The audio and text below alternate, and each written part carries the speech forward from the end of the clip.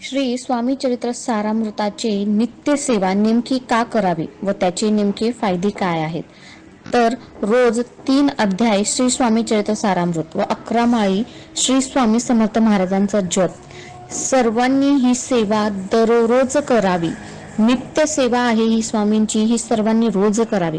ही सेवा केल्याने स्वामी समर्थ महाराज सदैव आपल्या पाठीशी उभे राहतात आणि आपल्यावर येणारे सर्व संकटे ही टळतात.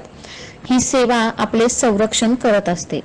तर त्याचे नेमके फायदे काय आहेत आणि 3च अध्याय का वाचावे?